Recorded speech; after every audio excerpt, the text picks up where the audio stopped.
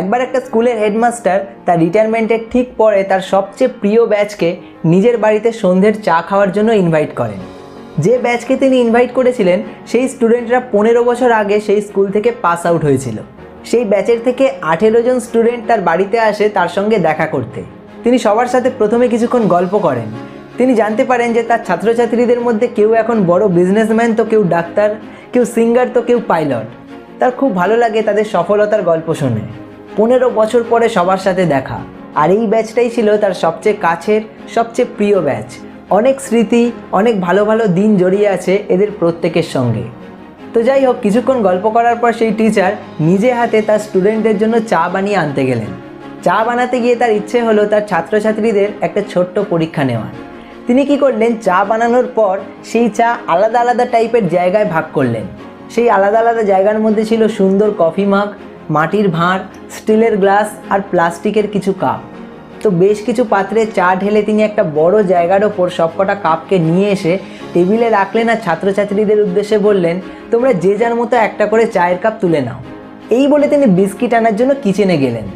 Kitchen থেকে ফিরে এসে তিনি দেখলেন স্টুডেন্টদের মধ্যে তর্কাতর্কি লেগে গেছে কে কোন কাপটা নেবে তা নিয়ে।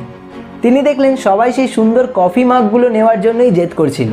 কেউ কেউ মাটির ভাঁড় চয়েস করেছিল বটে, কিন্তু কেউই প্লাস্টিকের কাপ বা স্টিলের গ্লাসে চা নিতে রাজি ছিল না। সেই টিচার বিস্কিট নিয়ে এসে বেশ কিছুক্ষণ ধরে দাঁড়িয়ে এসব দেখছিলেন।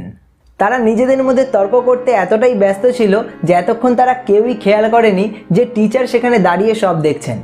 কিছুক্ষণ পর তারা টিচারকে দেখতে পেয়ে চুপ করে যে যার মতো লজ্জা পেয়ে দাঁড়িয়ে রইল। টিচার হেসে বললেন, তোমরা যে যার জায়গায় বসো, তোমাদের কিছু কথা বলি। তিনি বললেন, দেখো তোমরা প্রত্যেকেই নিজের নিজের ফিল্ডে এখন সাকসেসফুল। কেউ ডক্টর হয়ে গেছো, কেউ সিঙ্গার হয়ে গেছো, কেউ বা পাইলট হয়ে গেছো, কিন্তু আজ তোমরা সামান্য কে কোন কাপটা নেবে সেই নিয়ে নিজেদের মধ্যে ঝগড়া করছো। তোমরা প্রত্যেকে ওই সুন্দর কফি মাগেই চা খেতে চাইছো, কিন্তু তোমরা ভুলে যাচ্ছ যে কফি মাগ হোক কিংবা স্টিলের গ্লাস, ভেতরে চা কিন্তু একই আছে। তোমরা কেউই কিন্তু চা খাওয়ার পরে নিজের পছন্দের মগটা সাথে করে নিয়ে যাবে না। তোমরা প্রত্যেকেই বাইরের সৌন্দর্য দেখতে গিয়ে তোমাদের আসল উদ্দেশ্য মানে চা খাওয়াটাই কিন্তু ভুলে গেছো। এই ছোট্ট গল্পটা আমাদের প্রত্যেকের জীবনের সাথে খুবই রিলেটেবল। আমরাও আমাদের জীবনে কোনো মানুষ হোক, কোনো বস্তু হোক কিংবা কোনো কাজ, প্রত্যেক ক্ষেত্রেই যার বাইরেটা সুন্দর সেই দিকেই বেশি অ্যাট্রাক্ট হয়ে যায়। একটা সম্পর্ক তৈরি করার আগে আমরা মানুষটা কতটা সুন্দর সেটা দেখি, তার ভেতরে কি গুণ আছে সেটা আমরা দেখতে চাই না। কোনো কাজকে নিজের কেরিয়ার বানানোর আগে তাতে কতটা নেম ফেম মানি আছে আমরা সেটা আগে দেখি, কিন্তু সেই কাজটা করে আমরা কতটা আনন্দে থাকবো সেটা আমরা দেখি না। এমনকি কোনো জিনিস কেনার আগেও অনেক ক্ষেত্রেই আমরা আশেপাশের লোকে কি কিনছে সেটা দেখে কিনতে যাই, কিন্তু আমাদের প্রত্যেকের উচিত সম্পর্কের ক্ষেত্রে মানুষটা ভেতর থেকে কেমন সেটা আগে দেখা।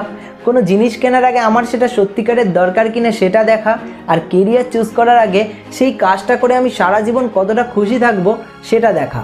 এই টিচার আর স্টুডেন্টের ছোট্ট গল্পটা আমাদের এই শিক্ষাগুলোই দিয়ে যায়। গল্পটা আপনাদের কেমন লাগলো কমেন্ট করে জানাবেন, আর ভালো লাগলে একটা শেয়ার করে দেবেন। আপনাদের সাথে দেখা হচ্ছে খুব তাড়াতাড়ি আরও একটা নতুন ভিডিওতে। ততক্ষণ stay happy, stay healthy and stay motivated.